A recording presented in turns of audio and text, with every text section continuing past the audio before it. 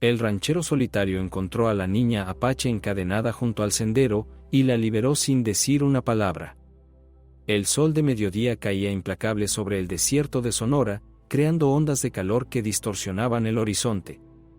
Las montañas lejanas parecían flotar en un mar de aire ardiente, mientras los cactos saguaros se alzaban como centinelas silenciosos en el paisaje árido. Por el sendero polvoriento que serpenteaba entre las rocas rojizas, Joaquín Mendoza cabalgaba en silencio, con el ala de su sombrero proyectando una sombra protectora sobre su rostro curtido por años de trabajo bajo este mismo sol despiadado. A sus 52 años, Joaquín había aprendido a leer el desierto como otros leen libros. Cada arbusto de creosota, cada formación rocosa, cada cambio en el viento le contaban una historia. Pero esa mañana, algo diferente captó su atención. Su caballo, un Mustang bayo llamado Trueno, relinchó nervioso y redujo el paso, sus orejas moviéndose inquietas hacia adelante. «¿Qué pasa, muchacho?», murmuró Joaquín, acariciando el cuello sudoroso del animal. Sus ojos experimentados escanearon el sendero adelante, buscando la fuente de la inquietud de Trueno. Entonces la vio.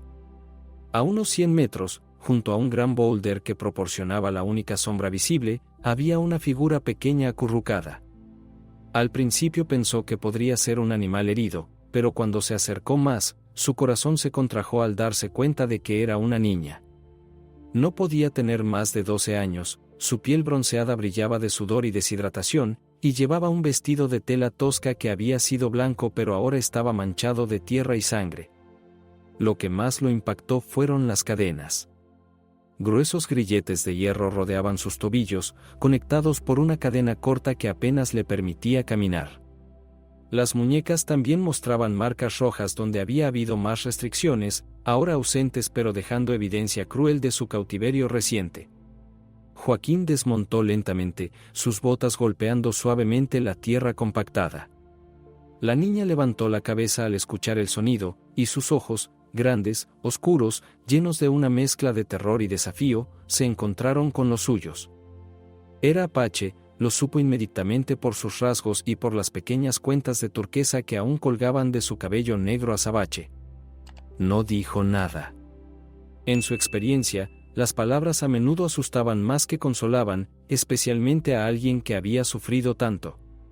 En lugar de eso, se quitó la cantimplora de su cinturón y se acercó despacio, como se aproximaría a un animal salvaje herido.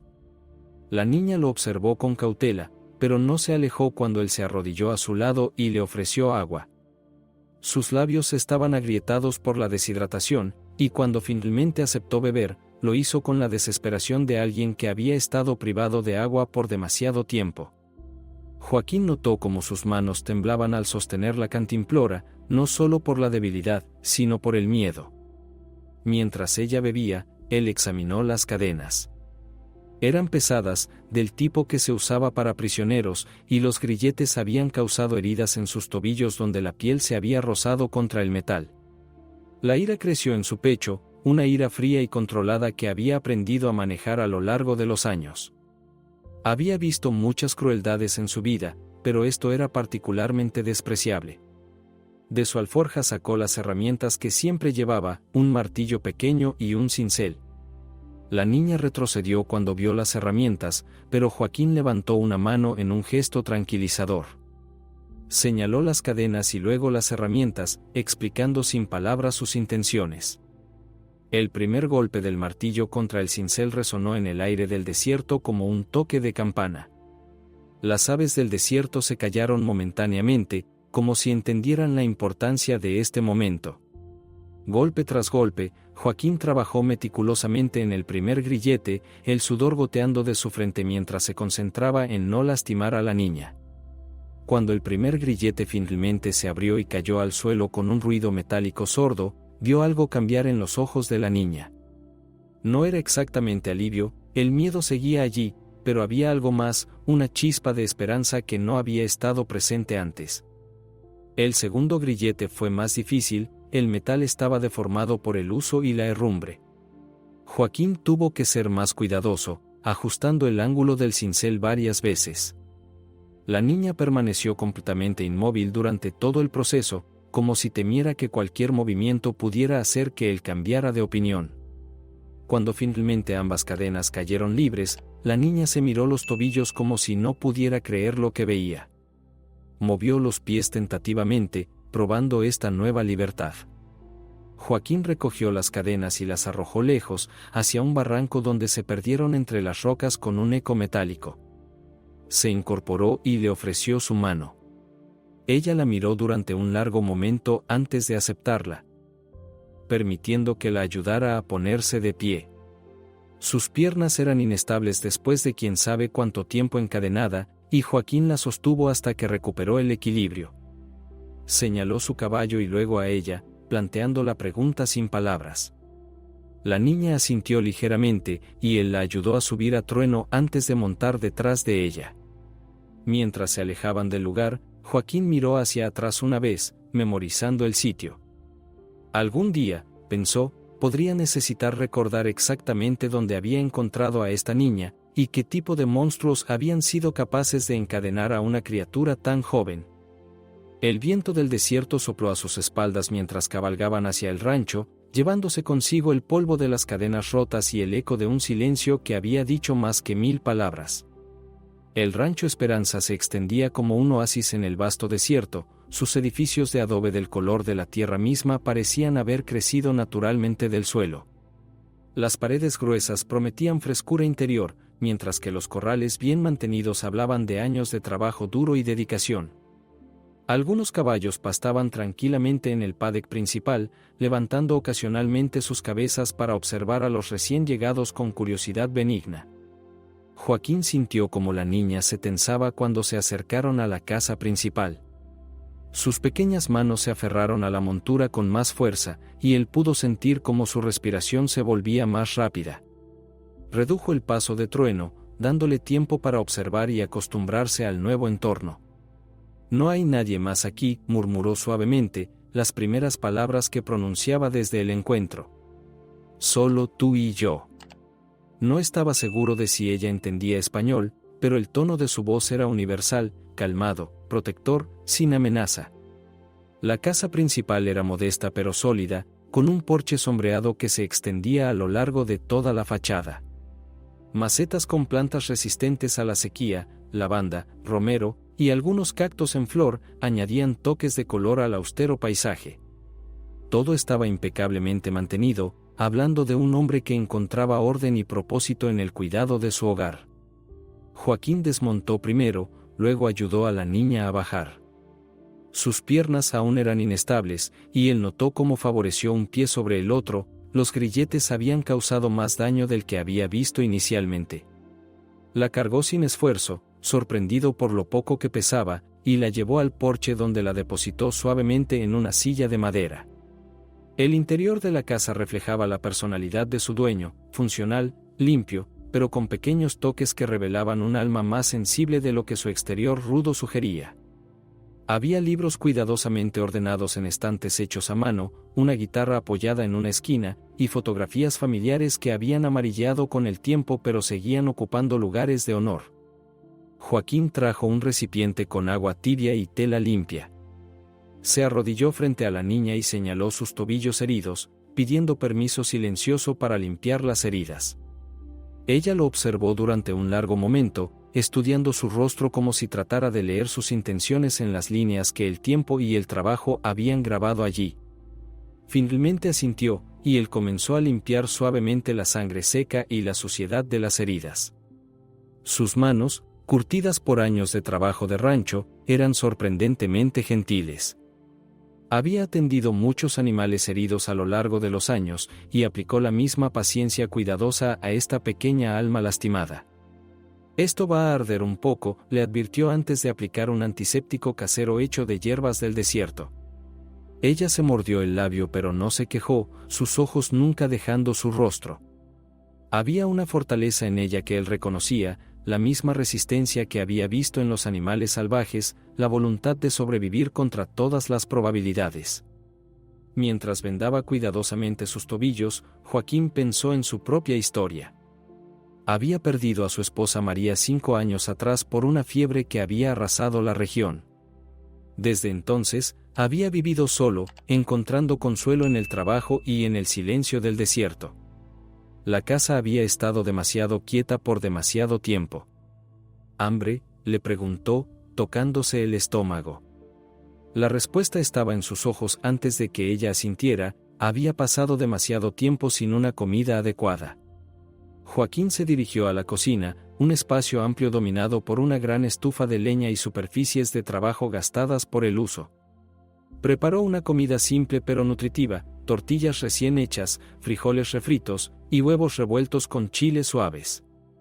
El aroma llenó la casa, y vio cómo la niña inhalaba profundamente, sus ojos cerrándose momentáneamente como si el olor fuera un bálsamo para su alma hambrienta. Cuando puso el plato frente a ella, observó cómo comía, rápido al principio, como alguien que no está seguro de cuándo vendrá la próxima comida, pero gradualmente más despacio cuando se dio cuenta de que no había prisa, que nadie le iba a quitar la comida. Joaquín comió en silencio, pero mantuvo sus ojos en ella, notando cada detalle. La manera en que sostenía la tortilla, el cuidado con que masticaba cada bocado, como sus hombros gradualmente se relajaban a medida que su estómago se llenaba. Había algo ceremonial en compartir esta comida, como si marcara el comienzo de algo nuevo para ambos. Después de comer, la llevó a un pequeño cuarto que había sido el cuarto de costura de María. Había una cama individual con un colchón cómodo, una ventana que daba al jardín trasero donde crecían hierbas medicinales, y una cómoda simple con un espejo pequeño. Joaquín había mantenido el cuarto limpio todos estos años, aunque no sabía exactamente por qué. Puso ropa limpia sobre la cama, una de las camisas más pequeñas de María y unos pantalones que había cortado rápidamente. «Tuyo», dijo simplemente, señalando la ropa y luego a ella. «Tu cuarto». Vio lágrimas formarse en sus ojos, pero no cayeron. En lugar de eso, ella tocó la ropa suavemente, como si fuera algo precioso. Joaquín señaló la puerta y luego hacia afuera, indicando que la dejaría sola para que se cambiara y descansara. Pero antes de irse, se volvió hacia ella. «Haitiana», dijo suavemente, señalándose a sí mismo y luego a ella con una expresión interrogativa. Había trabajado con suficientes apaches para conocer algunas palabras, y haitiana significaba flor eterna, un nombre que le pareció apropiado para alguien que había sobrevivido tanto y aún mantenía esa chispa de vida en sus ojos. Ella lo miró durante un largo momento, luego se tocó el pecho. «Itzel», murmuró, su voz ronca por el desuso y la deshidratación. Joaquín asintió solemnemente. «Itzel». Era un nombre maya, no apache, lo que le dijo que su historia era probablemente más compleja de lo que había imaginado. Pero eso podía esperar. Por ahora, era suficiente que tuviera un nombre, que fuera una persona real con una identidad, no solo una víctima sin rostro. Esa noche, mientras Joaquín se sentaba en su porche mirando las estrellas que brillaban con intensidad feroz en el cielo despejado del desierto, escuchó algo que no había oído en su casa en años, el sonido suave de alguien más respirando, de otra presencia humana compartiendo su espacio. El silencio del desierto ya no se sentía vacío. Se sentía lleno de posibilidades. Los días siguientes establecieron un ritmo suave y sin prisa. Joaquín había aprendido hacía mucho tiempo que el tiempo del desierto era diferente al tiempo de la ciudad. Aquí, los cambios llegaban gradualmente, como la erosión de las rocas por el viento constante. Itzel no hablaba mucho, pero sus ojos habían perdido esa mirada de animal acorralado que tenía cuando la encontró. Ahora observaba todo con curiosidad cautelosa, como si estuviera reaprendiendo que el mundo podía ser un lugar seguro. Las mañanas comenzaban temprano, antes de que el sol se volviera implacable. Joaquín se levantaba al amanecer para alimentar a los caballos y revisar el ganado, y descubrió que Itzel lo seguía a distancia, manteniéndose lo suficientemente cerca para observar pero lo suficientemente lejos para huir si fuera necesario. Él fingía no darse cuenta, pero ajustaba sus movimientos para que ella pudiera ver claramente lo que hacía. «Los caballos conocen a las personas buenas», le dijo una mañana mientras cepillaba a Trueno. El Mustang Bayo había comenzado a reconocer a Itzel, relinchando suavemente cuando ella se acercaba. «Trueno te agrada». Eso dice mucho de ti. Itzel tocó tentativamente el cuello del caballo, y Trueno se inclinó hacia su toque, buscando más caricias. Una sonrisa pequeña pero genuina apareció en el rostro de la niña, la primera que Joaquín había visto. Era como ver el amanecer después de una noche muy larga. El rancho tenía varios otros caballos: Luna, una yegua gris moteada con un temperamento maternal; Viento, un potro joven lleno de energía; y Sombra, un semental negro con cicatrices de batalla que había ganado respeto más que afecto. Cada uno tenía su personalidad, y Joaquín compartía sus historias con Itzel mientras trabajaban. Luna perdió su potro el año pasado, explicó mientras la yegua se acercaba a Itzel con curiosidad. Desde entonces, ha estado cuidando a Viento como si fuera suyo. El corazón de una madre nunca olvida. Luna olfateó suavemente el cabello de Itzel, luego la empujó gentilmente con su hocico, como una caricia. Joaquín notó cómo Itzel respondía a los animales. Había una conexión natural allí, una comprensión que iba más allá de las palabras. Los pollos no se dispersaban cuando ella se acercaba al gallinero, los gatos del rancho se frotaban contra sus piernas, y hasta el viejo perro Guardián, había comenzado a seguirla con devoción protectora. «Tienes un don», le dijo Joaquín una tarde mientras la observaba calmar a Viento, que había estado inquieto todo el día. «Los animales ven algo en ti que los humanos a veces no pueden ver». Las comidas se habían convertido en su tiempo más social. Joaquín cocinaba platos simples pero sabrosos, y observaba cómo Itzel gradualmente comía con menos prisa, más confianza. Había comenzado a ayudar en la cocina sin que se lo pidieran, primero solo alcanzándole ingredientes, luego observando atentamente mientras él cocinaba. «¿Sabes hacer tortillas?», le preguntó una tarde. Cuando ella negó con la cabeza, él sonrió. «Te voy a enseñar. Es un arte que toda mujer debe conocer».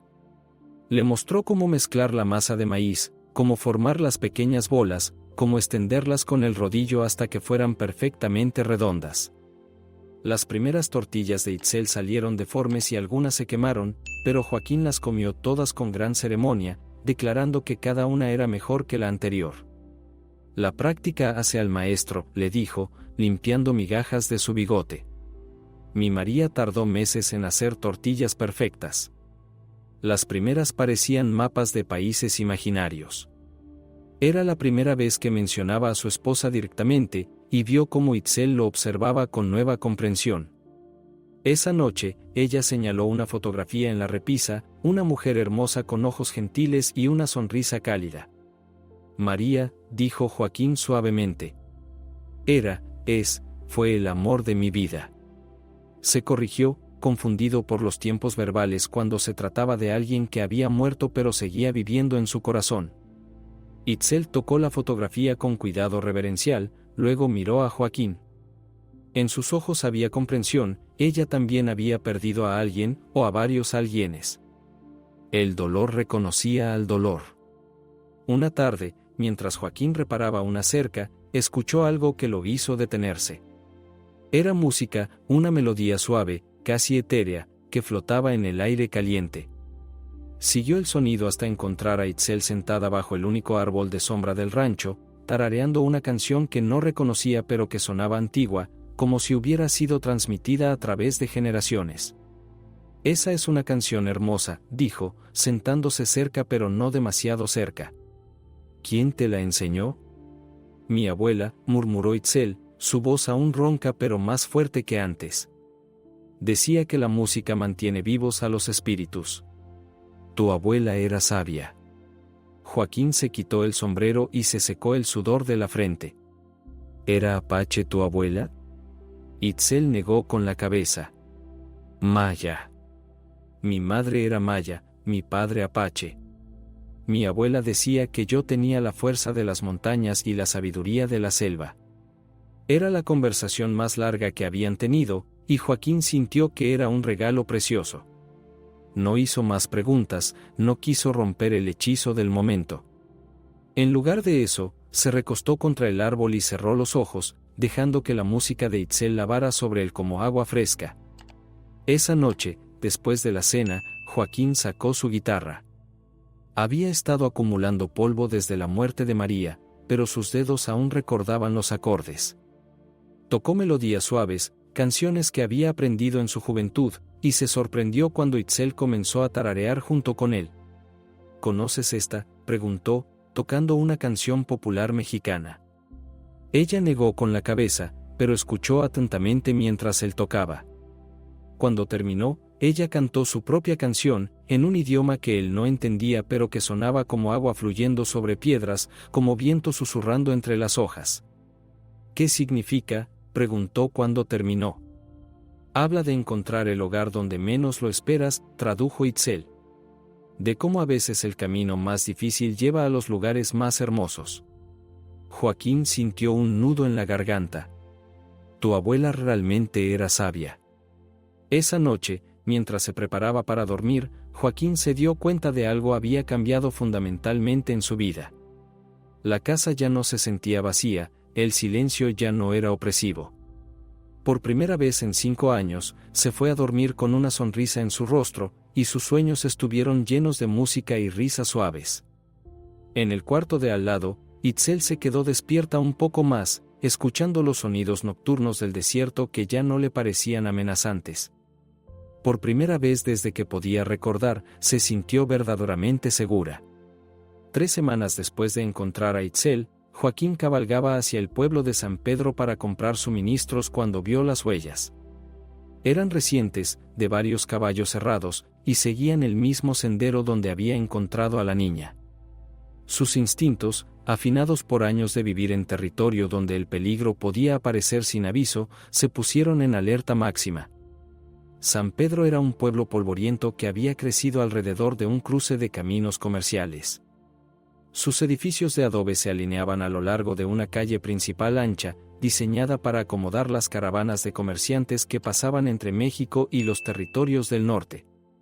El Cantina, el Coyote Sediento, era el corazón social del pueblo, donde las noticias viajaban tan rápido como el tequila. Joaquín ató a Trueno fuera de la tienda general y entró, saludando al propietario, don Fernando, un hombre mayor, con bigote blanco y ojos astutos que había visto pasar a 3 generaciones por su establecimiento. Joaquín, mi amigo, lo saludó don Fernando, ¿qué te trae por aquí tan temprano en la semana? Necesito algunos suministros, respondió Joaquín, pero sus ojos escanearon la tienda, notando a los otros clientes. Había 3 hombres que no reconocía, vestidos como vaqueros pero con algo en su comportamiento que le resultaba familiar y perturbador. Tenían la postura de hombres acostumbrados a la violencia, la manera cautelosa de moverse de aquellos que vivían al margen de la ley. Mientras don Fernando reunía los artículos de su lista, Joaquín escuchó fragmentos de conversación de los extraños.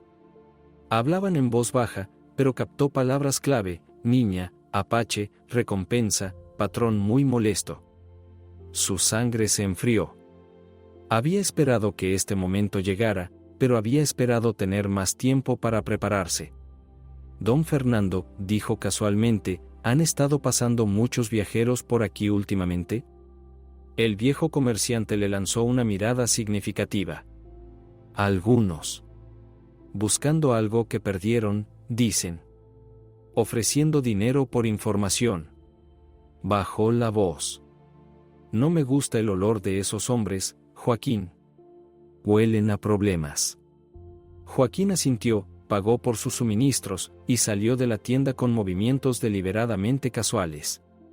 Pero en lugar de dirigirse directamente a casa, tomó una ruta más larga, dando vueltas por senderos secundarios, asegurándose de que nadie lo siguiera.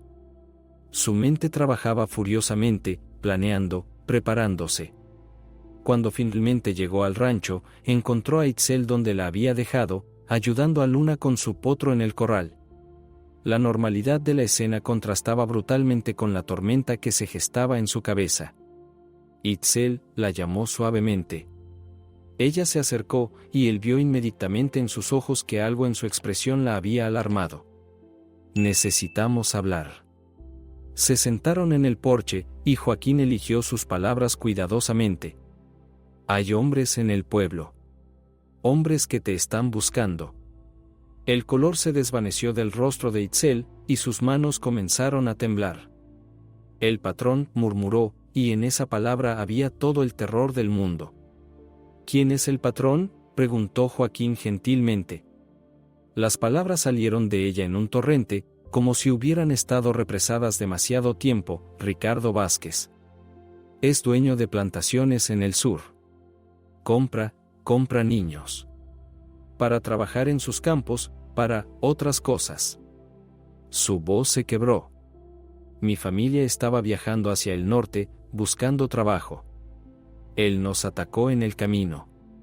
Mató a mis padres, se llevó a mi hermano menor y a mí. Joaquín sintió que la ira crecía en su pecho como un fuego alimentado por viento seco. ¿Cuánto tiempo estuviste con él? 6 meses. Hasta que pude escapar durante una tormenta. Pero me atraparon 2 días después, me encadenaron. Iban a llevarme de vuelta cuando. Su voz se desvaneció. Cuando yo te encontré, terminó Joaquín. ¿Y tu hermano? No sé. Podría estar muerto, podría seguir allí. Las lágrimas finalmente cayeron, y Joaquín sintió que su corazón se partía por ella. Escúchame, dijo, tomando sus manos pequeñas entre las suyas, curtidas y callosas. Nadie va a llevarte de vuelta allí. Te lo prometo por la memoria de mi María, por todo lo que es sagrado. Pero necesitamos estar preparados. Esa noche, Joaquín no durmió. En lugar de eso, limpió y revisó sus armas, un rifle Winchester, una pistola Colt, y una escopeta de 2 cañones que había pertenecido a su padre. Verificó la munición, afiló su cuchillo, y preparó el rancho como si fuera una fortaleza. También escribió una carta. Si algo le pasaba, quería que hubiera un registro de lo que había aprendido sobre Ricardo Vázquez y sus crímenes. La dirigió al sheriff de la capital del estado, un hombre honesto que había conocido años atrás. El segundo día después de su viaje al pueblo, llegaron. Joaquín los vio desde lejos, 3 jinetes levantando una nube de polvo mientras se acercaban por el sendero principal. Se movió rápidamente, asegurándose de que Itzel estuviera escondida en el sótano de raíces que había cavado años atrás como almacén de emergencia. No salgas sin importar lo que escuches, le susurró. Si no regreso en 1 hora, toma a Luna y cabalga hacia el norte hasta llegar al rancho de los Morales. Diles que Joaquín Mendoza te envió. Los hombres que se acercaron al rancho no eran vaqueros ordinarios. Llevaban armas costosas y ropa de mejor calidad, pero había algo sucio en ellos, una crueldad que se manifestaba en sus sonrisas demasiado fáciles y sus ojos fríos. Buenas tardes, saludó el líder, un hombre delgado con cicatrices en el rostro y un bigote finamente cuidado. Soy Capitán Morelos, trabajo para el señor Vázquez. Estamos buscando a una niña fugitiva. Una salvaje apache que robó propiedad valiosa de mi patrón. No he visto a ninguna niña, respondió Joaquín, su mano descansando casualmente cerca de la culata de su pistola. ¿Qué? Extraño, sonrió Morelos. Porque varios comerciantes mencionaron haber visto a un hombre solitario cabalgando con una niña pequeña hace algunas semanas. Debe haber sido otra persona. La sonrisa de Morelos se volvió más cruel. Tal vez. Pero no les importará si echamos un vistazo, ¿verdad? Solo para estar seguros. Sí me importa, dijo Joaquín firmemente. Esta es mi propiedad, y no tienen derecho a estar aquí. Oh, pero sí tenemos derechos, replicó Morelos, sacando un papel de su chaqueta. Una orden de registro, firmada por el magistrado. El señor Vázquez es un hombre muy influyente. Joaquín sabía que el papel probablemente era falso, pero también sabía que estos hombres no se irían sin pelear. Y él estaba preparado para pelear. Muy bien, dijo, retrocediendo lentamente hacia la casa. Pero los acompaño. Lo que siguió fue una búsqueda tensa, con Joaquín observando cada movimiento de los hombres mientras ellos registraban su casa. Encontraron la ropa que había comprado para Itzel, la guitarra que habían tocado juntos, evidencia clara de que alguien más había estado viviendo allí. ¿Y esto?, preguntó Morelos, sosteniendo una de las camisas pequeñas. pertenecía a mi difunta esposa, mintió Joaquín. Las guardo por razones sentimentales. Morelos no se lo creyó, pero no encontraron a Itzel. Después de una hora de búsqueda frustrada, se prepararon para marcharse. Esto no ha terminado, amenazó Morelos mientras montaba su caballo. El señor Vázquez no olvida, y no perdona. Si esa niña está aquí, la encontraremos. Joaquín los observó alejarse, pero sabía que volverían. Y la próxima vez, traerían más hombres. La guerra por el alma de Itzel apenas había comenzado. Los días que siguieron a la visita de los hombres de Vázquez fueron tensos como la cuerda de una guitarra a punto de romperse. Joaquín sabía que regresarían, probablemente con refuerzos, y esta vez no se irían con las manos vacías. Había llegado el momento de tomar una decisión que cambiaría sus vidas para siempre. No puedo quedarme, le dijo Itzel una mañana, sus ojos llenos de dolor pero también de determinación. Si me quedo, te van a lastimar. O algo peor. No, respondió Joaquín firmemente. No vamos a huir. Vamos a terminar con esto de una vez por todas. Había estado pensando en un plan durante las noches sin sueño. Ricardo Vázquez era poderoso, pero su poder venía de la sombra, de operar donde nadie pudiera verlo. Si Joaquín podía llevarlo a la luz, exponerlo ante las autoridades correctas, todo podría cambiar. Hay un hombre en la capital del estado, explicó Joaquín. El coronel Méndez. Luchamos juntos contra los franceses hace años. Es un hombre honrado, con conexiones en el gobierno federal. Si podemos llegar hasta él. ¿Y si no llegamos?, preguntó Itzel. Joaquín la miró con toda la seriedad que pudo reunir. Entonces habremos luchado por algo que vale la pena. Tu libertad vale cualquier riesgo. Prepararon cuidadosamente el viaje. Joaquín empacó munición extra, documentos importantes, y toda la evidencia que había reunido sobre Vázquez. También escribió cartas detalladas sobre los crímenes del hombre, que escondió en varios lugares del rancho por si no regresaban. La noche antes de partir, se sentaron en el porche como habían hecho tantas veces antes. Itzel tocó su guitarra, había mejorado notablemente en las semanas que habían pasado juntos, mientras él escuchaba y observaba las estrellas. ¿Tienes miedo?, le preguntó ella. Sí, admitió Joaquín. Pero también tengo esperanza. Y a veces, la esperanza es más fuerte que el miedo. Mi abuela solía decir que el coraje no es la ausencia del miedo, sino hacer lo correcto a pesar del miedo. Tu abuela era una mujer muy sabia.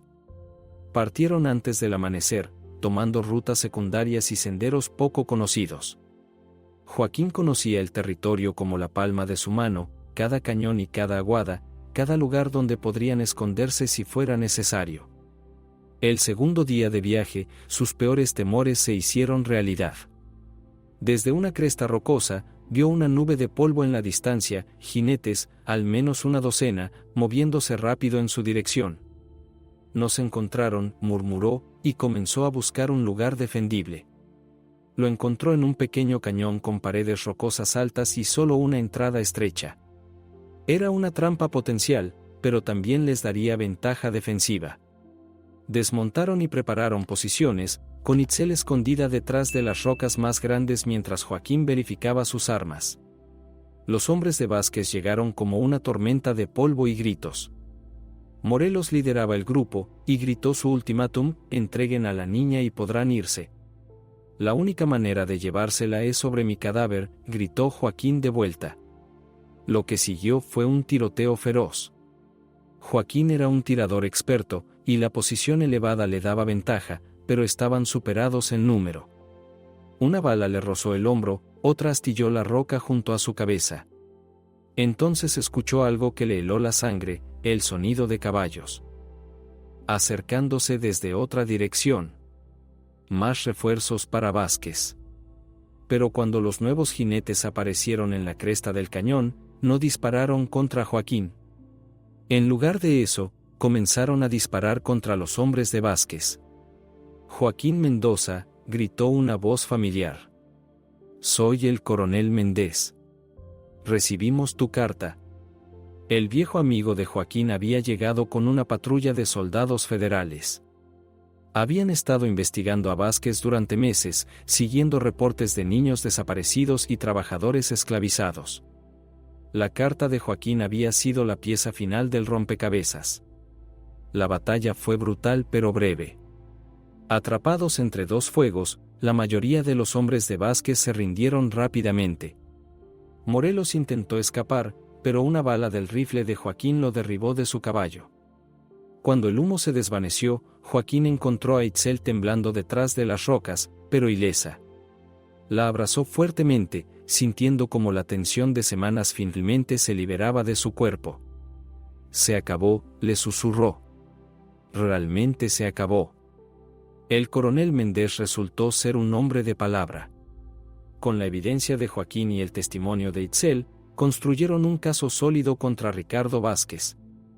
El hombre fue arrestado en su plantación, donde encontraron a docenas de niños trabajando en condiciones de esclavitud. Pero la noticia que más alegró a Itzel llegó una semana después. Su hermano menor, Miguel, estaba vivo y había sido rescatado junto con los otros niños. La reunión en la capital fue emotiva más allá de las palabras.